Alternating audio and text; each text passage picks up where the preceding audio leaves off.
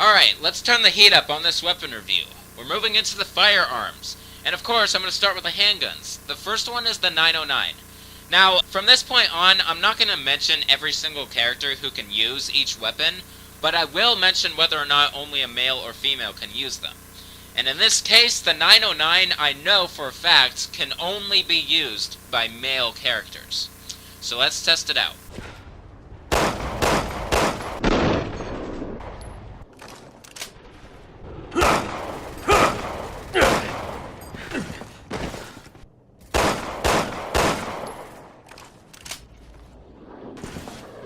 You could almost tell Resident Evil 4 is the very foundation of every Resident Evil game that came after, because the reload animation has been the same ever since. Of handguns, at least. As you saw there, the handguns don't have a firing speed limit. So depending on how fast you press the trigger with your finger, you pretty much have rapid fire mode. If you have a rapid fire mod on your controller, you pretty much have a machine pistol. Alright, so now let's test the 909 on a Joavo.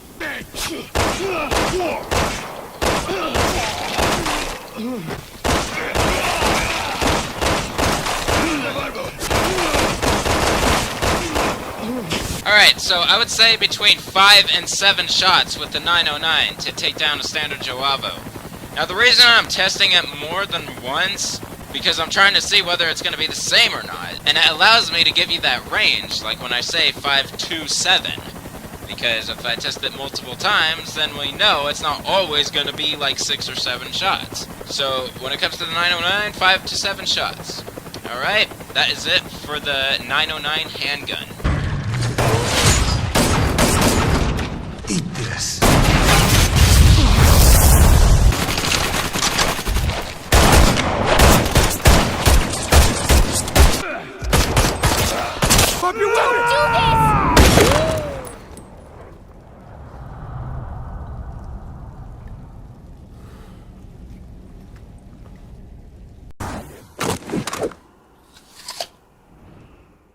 Fair is fair, kid.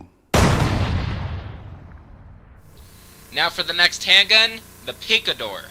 Now in the normal game with no DLC, only females can use the Picador.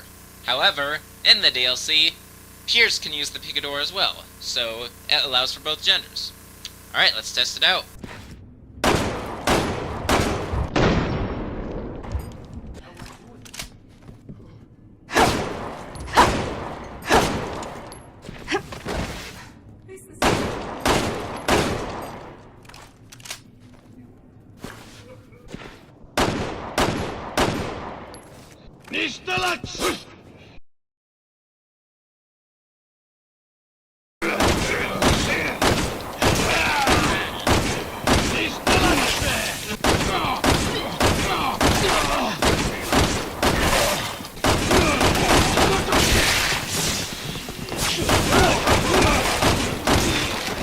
Alright, so 6 to 8 shots with the Picador to take down a standard Joavo.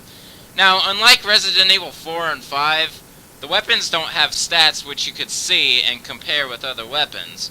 So I can't really say whether or not a handgun is more powerful other than when I initially test it. So according to this test, the 909 is more powerful than the Picador. Now that doesn't mean the Picador doesn't have something over the 909. It's possibly capacity, it might be critical headshot, could be something else. Although I will share this real quick, some bullshit YouTuber commented on my original review something about the Picador and critical headshot or the firepower or something, when my initial test in the video proved otherwise.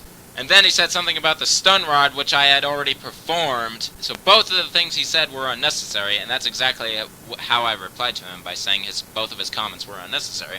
And then someone had my back and said was actually phallic, what he was saying. So yeah, if you guys look into the Resident Evil depths further than I do, which you most likely do, about the weapons, or just weapon buffs in general, then maybe you guys can say what the most powerful handgun is, which one has the most capacity, critical headshot, etc., what they're all good for. That's why you guys can comment, because it's a weapon review, and you guys can share in the reviewing. If you want to correct me on something, just please do it politely so you don't start an argument. Alright, that is it for the Picador handgun.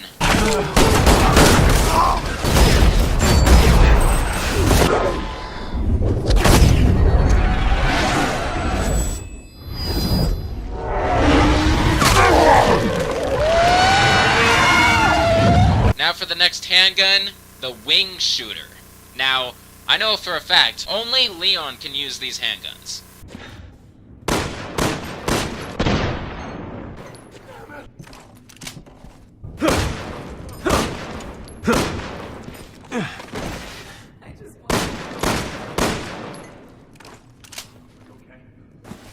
Alright, so the wing shooter is the first weapon I show that has an alternative fire. Leon has 2 of these things and he could dual wield them. It's also the only weapon that you could dual wield in this game.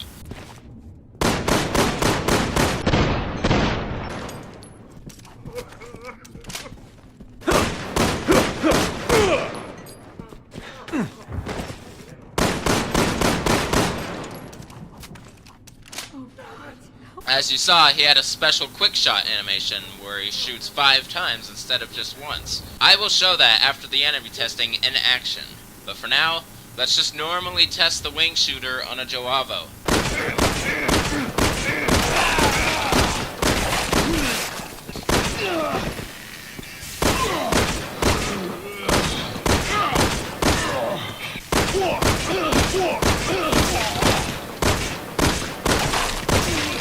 Alright, so 8 to 10 shots with the wing shooter to take down a Joavo.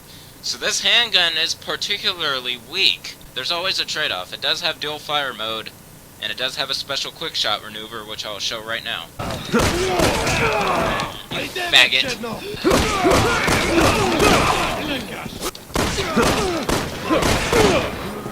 So there's Leon's wing shooter for ya. And that is it for it.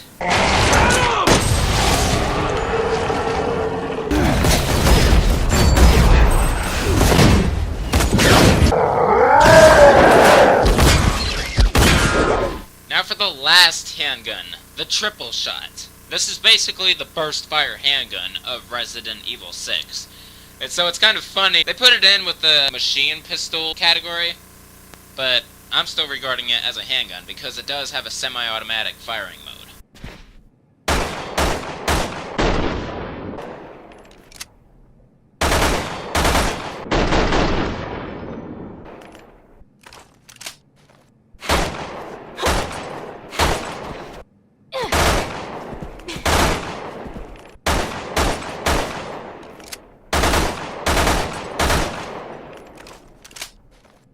Alright, so just like the wing shooter, the triple shot has an alternative fire. This is why it's called triple shot.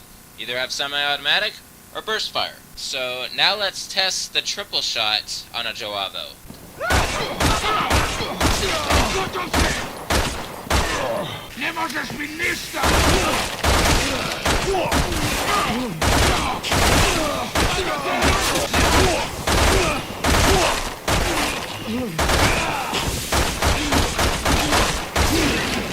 Alright, so very similar to the wing shooter. 8 to 10 shots with the triple shot to take down a standard Joavo.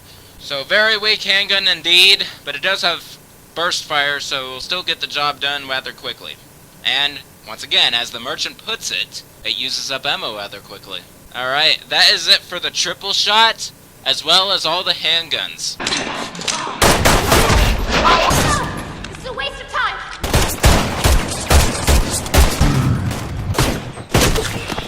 Alright, time to review the shotguns. The first one is just a plain-ass shotgun.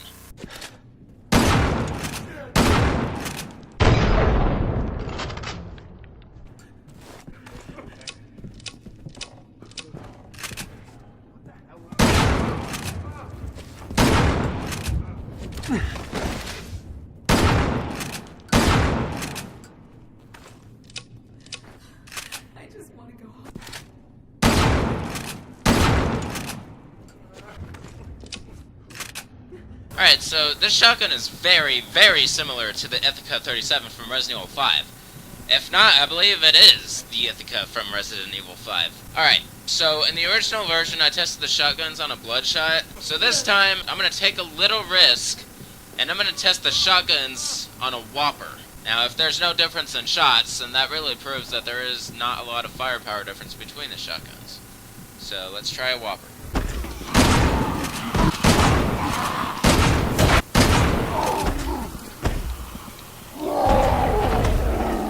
Alright, so 4 shots from the shotgun to take down a standard whopper. I'm testing it on the regular whoppers, not the Whopper Supremes, although I don't know if there's a damage difference. But I'm not going to take any risks. So 4 shots from the shotgun. Alright, I feel I should also show a neat little trick you could do in Resident Evil 6. When you switch your weapons while aiming, it almost cancels any animation possible. So for example, on a pump action shotgun, that pump action can get annoying, I guess, sometimes if you're in the middle of an enemy rage. So, watch this. I just completely bypassed the pump action when I switched weapons right after firing. So you can almost do rapid fire with any weapon using this technique, so watch this. You could also cancel reload animations after the last bullet is loaded. And get firing immediately. Another way to cancel the animation is by switching your stance while aiming, so watch this.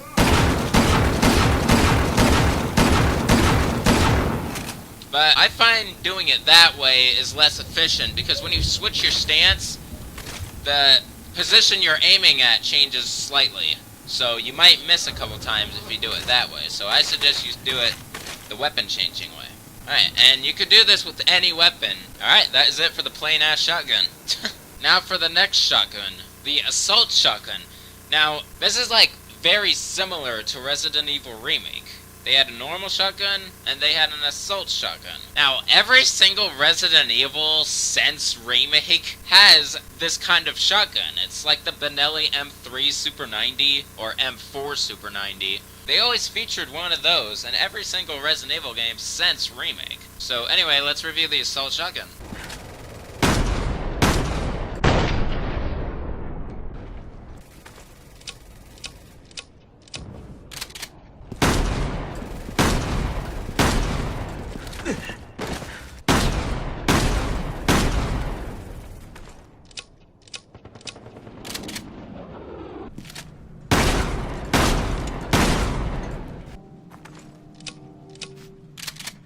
Alright, since there's no pump action, I'm assuming that this is an automatic shotgun. Alright, let's test the assault shotgun on a whopper.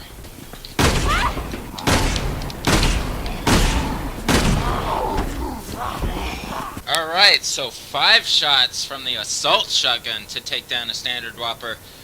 That's quite interesting, because you would think that a difference between regular shotgun and assault shotgun might be a considerable firepower difference. Then again, it also could mean the fact that this shotgun is an automatic shotgun, it might be less powerful.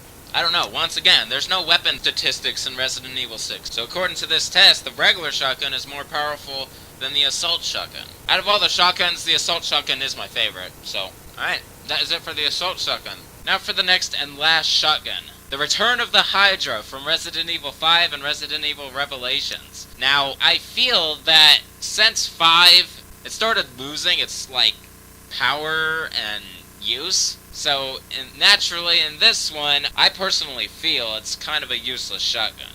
But, that's just my personal opinion. You guys can decide when I test it here and now.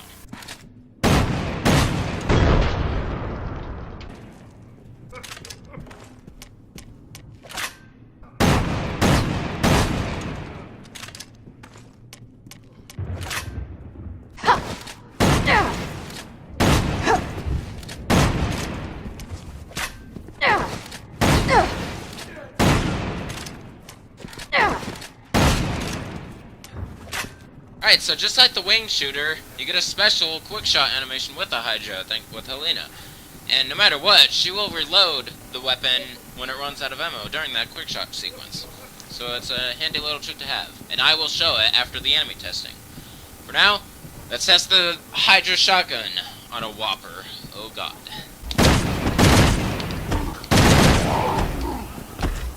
Alright, since you could rapid fire that shotgun, kinda didn't see whether it was the 4th or the 5th shot that took him down.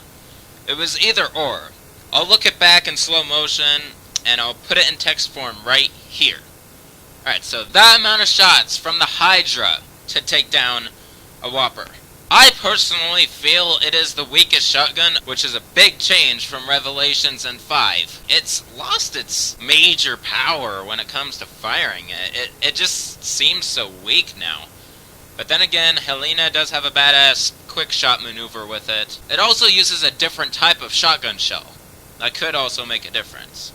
But anyway, now I'll show you Helena's quick shot maneuver in action.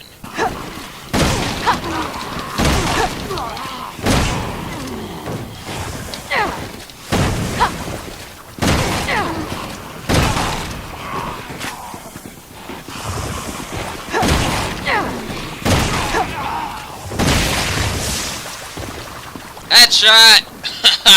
That was awesome. Alright, that is it for the Hydra Shotgun, as well as all shotguns.